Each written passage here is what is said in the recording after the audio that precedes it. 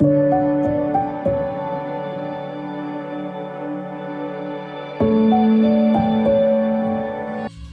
Guys, welcome back to my YouTube channel.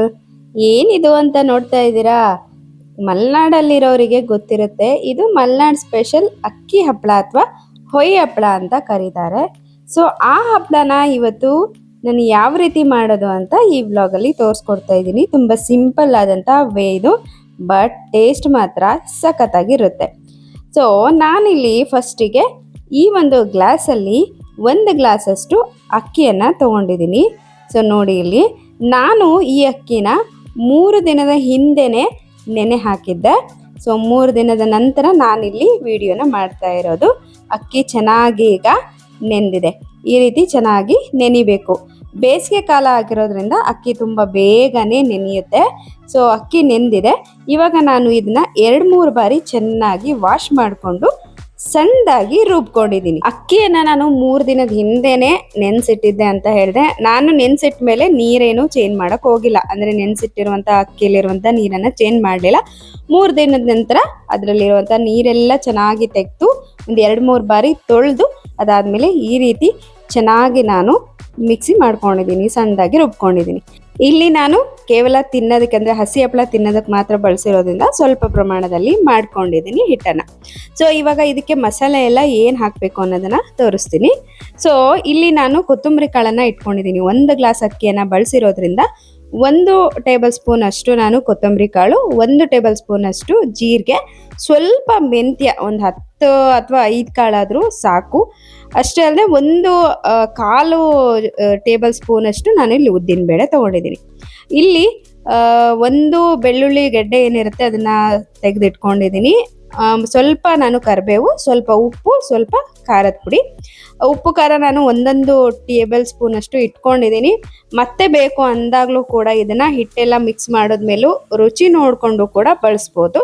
ತುಂಬ ಖಾರ ಇರೋದ್ರಿಂದ ನಾನು ಇಲ್ಲಿ ಕೇವಲ 1 ಟೇಬಲ್ ಸ್ಪೂನ್ ಅಷ್ಟು ಇಲ್ಲಿ ಕಚ್ಚಾ ಖಾರದ ಪುಡಿಯನ್ನು ತಗೊಂಡಿದ್ದೀನಿ. ಇಲ್ಲಿ ನಾನು ಮೊದಲಿಗೆ ಕೊತ್ತಂಬರಿ ಕಾಳು, ಜೀರಿಗೆ, ಉದ್ದಿನಬೇಳೆ, ಮೆಂತ್ಯನ ಸಣ್ಣದಾಗಿ ಪೌಡ್ರ್ ಮಾಡ್ಕೋಬೇಕು. ಸ್ವಲ್ಪ ಪ್ರಮಾಣದಲ್ಲಿ ಇರೋದ್ರಿಂದ ಇದು ತುಂಬ ಸಣ್ಣದಾಗಿ ಪೌಡ್ರ್ ಆಗಲ್ಲ.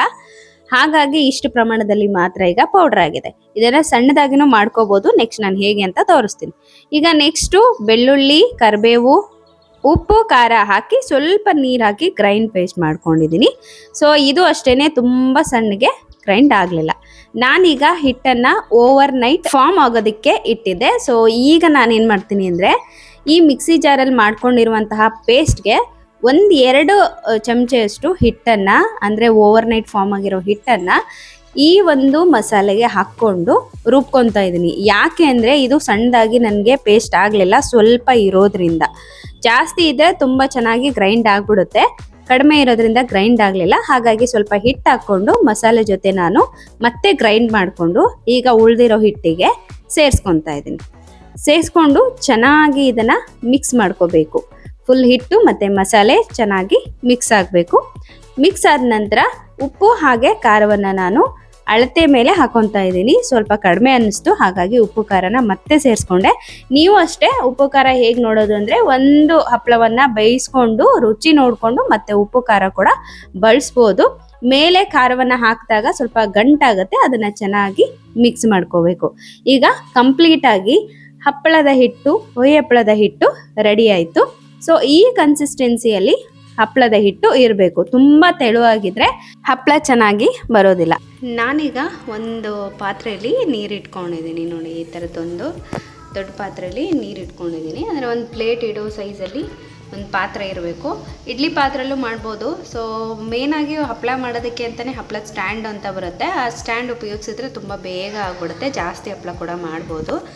ಆದರೆ ಇಲ್ಲೆಲ್ಲ ಸ್ಟ್ಯಾಂಡೆಲ್ಲ ಇಲ್ಲ, ನಾನೆಲ್ಲ ಮಾಡೋದಿಲ್ಲ ಈ ಹಪ್ಪಳನ, ಹಾಗಾಗಿ ಸ್ಟ್ಯಾಂಡ್ ಇಲ್ಲ. ಅದಕ್ಕೆ ಈ ರೀತಿ ಒಂದು ಪ್ರೊಸೆಸ್ಸಲ್ಲೂ ಕೂಡ ಮಾಡ್ಕೊಬಹುದು. ಜಾಸ್ತಿ ಹಪ್ಪಳ ಮಾಡ್ತೀವಿ ಅಂತಿದ್ದಾಗ ಸ್ಟ್ಯಾಂಡ್ ಬೇಕೇ ಬೇಕು.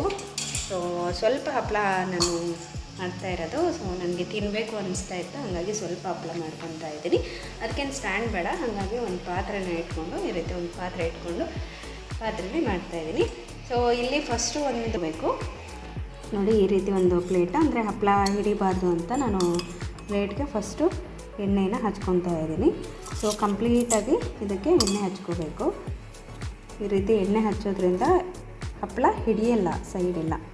ನಾನೀಗ ಈ ಪ್ಲೇಟ್ಗೆ ಎಣ್ಣೆ ಹಚ್ಕೊಂಡಿದ್ದೀನಿ. ಸೊ ಇಲ್ಲಿ ರೆಡಿ ಮಾಡ್ಕೊಂಡಿರುವಂಥ ಹಿಟ್ಟೇನಿದೆ, ಸೊ ನೋಡಿ ಈ ಕನ್ಸಿಸ್ಟೆನ್ಸಿಲಿ ಇರಬೇಕು ಹಿಟ್ಟು. ಈ ಥರ ಇದ್ದರೆ ಕರೆಕ್ಟಾಗಿರುತ್ತೆ. ತುಂಬ ತೆಳುವಾಗಿದ್ರೂ ಹಪ್ಪಳ ಸರಿಯಾಗಿ ಬರೋದಿಲ್ಲ, ಇಳ್ದೋಗ್ಬಿಡುತ್ತೆ ಪ್ಲೇಟಲ್ಲಿ ಹಾಕಿದಾಗ್ಲೇ. ಸೊ ಇಲ್ಲಿ ನೋಡಿ ಈ ಥರ ಕರೆಕ್ಟಾಗಿದೆ. ಈಗ ಈ ರೀತಿ ಸ್ವಲ್ಪ ಹಿಟ್ಟನ್ನು ಹಾಕ್ಕೊಂಡು ಸ್ವಲ್ಪ ಈ ರೀತಿ ಮಾಡಬೇಕಂದ್ರೆ ದೋಸೆ ಯಾವ ರೀತಿ ಮಾಡ್ತೀವಲ್ಲ ಆ ರೀತಿ ಸ್ವಲ್ಪ ಹಿಂಗೆ ಅಗಲ ಮಾಡಬೇಕು. ಅದಾದ ನಂತರ ಈ ಪ್ಲೇಟನ್ನು ಹೀಗೆ ಇಟ್ಕೊಂಡು ಸ್ವಲ್ಪ ಹೀಗೀಗೆ ಮಾಡಬೇಕು. ನಾನು ಒಂದು ಕೈಯಲ್ಲಿ ಫೋನನ್ನು ಇಟ್ಕೊಂಡು ಒಂದು ಕೈಯಲ್ಲಿ ಹಪ್ಪಳನ ಮಾಡ್ತಾಯಿದ್ದೀನಿ, ಹಾಗಾಗಿ ಸ್ವಲ್ಪ ಕಷ್ಟ ಆಗ್ತಾಯಿದೆ.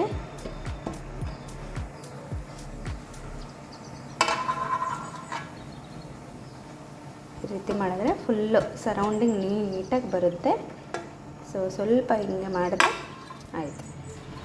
ಸೊ ಈಗ ಕಂಪ್ಲೀಟಾಗಿ ಹಪ್ಪಳ ಎಲ್ಲ ಕಡೆ ಸ್ಪ್ರೆಡ್ ಆಯಿತು, ಹಿಟ್ಟೆಲ್ಲ ಕಡೆ ಸ್ಪ್ರೆಡ್ ಆಯಿತು. ಇವಾಗ ನಾವು ಪ್ಲೇನಾಗಿ ವರ್ಷಗಟ್ಟಲೆ ಇಟ್ಕೊಂಡು ತಿಂದಾಗ ಇದಕ್ಕೆ ಏನು ಮೇಲ್ಗಡೆ ಈರುಳ್ಳಿ ಅದೆಲ್ಲ ಹಾಕಬಾರ್ದು. ಇವಾಗ ಹಾಗೆ ತಿನ್ನೋಕ್ಕೆ ನಮ್ಗೆ ಬೇಕು ಅನ್ನೋದಾದರೆ, ಹಸಿ ಹಪ್ಪಳನೇ ತಿನ್ನಬೇಕು ಅಂತ ಅನಿಸಿದ್ರೆ ಸ್ವಲ್ಪ ನಾವು ಕೊತ್ತಂಬರಿ ಸೊಪ್ಪು, ಈರುಳ್ಳಿ, ಕರಿಬೇವು ಮತ್ತು ಕಾಯಿ ತುರಿನ ಹಾಕಿದ್ರೆ ತುಂಬ ಟೇಸ್ಟ್ ಚೆನ್ನಾಗಿರುತ್ತೆ. ನೀವು ವರ್ಷಗಟ್ಟಲೆ ಇಟ್ಕೊಂಡು ಅದನ್ನು ಒಣಗಿಸಿ ತಿಂತೀವಿ ಅನ್ನೋದಾದರೆ ಆ ರೀತಿ ಎಲ್ಲ ಹಾಕಬಾರ್ದು. ಈರುಳ್ಳಿ ಎಲ್ಲ ಚಿಕ್ಕದಾಗಿ ಕಟ್ ಮಾಡಿ ಇಟ್ಕೊಂಡಿದ್ದೀನಿ. ನಾನು ಈರುಳ್ಳಿ ಮತ್ತು ಕರಿಬೇವು ಅಷ್ಟೇ ತೊಗೊಂಡಿದ್ದೀನಿ. ನನಗೆ ಕಾಯಿ ತುರಿ ಎಲ್ಲ ಹಾಕಿದ್ರೆ ನನಗೆ ಇಷ್ಟ ಆಗಲ್ಲ, ಹಾಗಾಗಿ ಸ್ವಲ್ಪ ಕಾಯಿ ತುರಿ ಮತ್ತು ಕರಿಬೇವು ಅಷ್ಟೇ ಹಾಕ್ಕೊತಾ ಇದ್ದೀನಿ. ಹಾಕ್ಕೊಂಡು ಕಂಪ್ಲೀಟಾಗಿ ಇಲ್ಲಿ ಈ ರೀತಿ ಸ್ಪ್ರೆಡ್ ಮಾಡ್ಕೋಬೇಕು. ಸೊ ಇವಾಗ ಇಲ್ಲಿ ನೀರು ಬಿಸಿಯಾಗಿದೆ. ಇವಾಗ ಬಿಸಿಯಾಗಿರೋ ನೀರಿಗೆ ಡೈರೆಕ್ಟಾಗಿ ಪ್ಲೇಟ್ ಇಡೋದಕ್ಕಾಗಲ್ಲ, ಹಾಗಾಗಿ ಈ ರೀತಿ ಒಂದು ಜಾಲರಿನ ತಗೊಂಡು ನಾನು ಇಲ್ಲಿ ಇಡ್ತಾ ಇದ್ದೀನಿ. ಸೊ ನೋಡಿ ನೀರಿನ ಮೇಲೆ ನಾನು ಈ ರೀತಿ ಜಾಲರಿನ ಇಟ್ಟಿದ್ದೀನಿ. ಇವಾಗ ಈ ಜಾಲರಿ ಮೇಲೆ ನಾನು ಈ ಪ್ಲೇಟನ್ನು ಇಡ್ತೀನಿ. ಸೊ ನೀರು ನೋಡಿ ಇಲ್ಲಿವರೆಗೂ ನೀರಿದೆ. ಸೊ ಡೌನಲ್ಲಿ ಸ್ವಲ್ಪ ಮೇಲ್ಗಡೆ ಬಂದಿದೆ, ತುಂಬ ಕೆಳಗಡೆ ಇದ್ರೂ ಸರಿಯಾಗಿರಲ್ಲ. ಸೊ ಆವಾಗವಾಗ ನೀವು ಹಪ್ಪಳ ಮಾಡುವಾಗ ನೀರು ನೋಡ್ತಾ ಇರಬೇಕು. ಫುಲ್ ನೀರೆಲ್ಲ ಖಾಲಿ ಆದರೆ ಹಪ್ಪಳ ಸರಿಯಾಗಿ ಬರಲ್ಲ ಅಥವಾ ಪಾತ್ರೆ ಸೀದೋಗುತ್ತೆ. ಇವಾಗ ಇದು ಇಟ್ಟಿದ್ದೀನಿ, ಇದ್ರ ಮೇಲೆ ನಾನು ಪ್ಲೇಟನ್ನು ಈ ರೀತಿ ಸೊ ಕ್ಲೋಸ್ ಮಾಡ್ತೇನೆ. ಇವಾಗ ಈ ಹಪ್ಪಳ ಒಂದು 5 ಮಿನಿಟ್ಸ್ ಬೇಯಬೇಕು. ಬೇಯ್ದ ನಂತರ ಹೇಗಿರುತ್ತೆ ಅನ್ನೋದನ್ನು ನಾನು ತೋರಿಸ್ತೇನೆ. ಈಗ ಒಂದು 4 to 5 ಮಿನಿಟ್ಸ್ ಆಯಿತು, ತೆಗಿತಾ ಇದ್ದೀನಿ. ಹಪ್ಪಳ ಇವಾಗ ಕಂಪ್ಲೀಟಾಗಿ ಬೆಂದಿದೆ. ಸೊ ನಿಮಗೆ ಗೊತ್ತಾಗಿಲ್ಲ ಅಂದರೆ 4 to 5 ಮಿನಿಟ್ಸಲ್ಲಿ ನಾನು ಒಂದೇ ಹಪ್ಪಳ ಆಗಿರೋದ್ರಿಂದ ಬೇಗ ಬೆಂದ್ಕೊಂಡ್ಬಿಡ್ತು. ಜಾಸ್ತಿ ಹಪ್ಪಳ ಆದರೆ ಸ್ವಲ್ಪ ಸಮಯ ತಗೊಳುತ್ತೆ. ಹಪ್ಪಳವನ್ನು ತೆಗೆದ ಮೇಲೆ ಸ್ವಲ್ಪ ಕೂಲ್ ಆಗೋದಕ್ಕೆ ಬಿಡಬೇಕು. ಬಿಸಿ ಇದ್ದಾಗಲೇ ತೆಗಿಯೋಕೆ ಹೋದರೆ ಹರಿದು ಬಿಡುತ್ತೆ. ಇವಾಗ ನೋಡಿ ಚೆನ್ನಾಗಿ ನೀಟಾಗಿ ಒಂದು ಸ್ಪೂನು ಅಥವಾ ಕಡ್ಡಿಯನ್ನು ಬಳಸ್ಬಿಟ್ಟು ಸೈಡೆಲ್ಲ ತೆಗೆದ್ರೆ ಹಪ್ಪಳ ಚೆನ್ನಾಗಿ ಎದ್ದು ಬರುತ್ತೆ. ನೀಟಾಗಿ ಏನಾದ್ರು ತೆಗೆಯುವಾಗ ಬರಲಿಲ್ಲ ಅಂತಂದರೆ ಚೆನ್ನಾಗಿ ಬೆಂದಿಲ್ಲ ಅಂತ ಹೇಳಿ. ಈಗ ಹಪ್ಪಳ ರೆಡಿ ಆಯಿತು. ಇವಾಗ ಅಕ್ಕಿ ಹಪ್ಪಳ ಅಥವಾ ಹುಯಿ ಹಪ್ಪಳ ರೆಡಿ.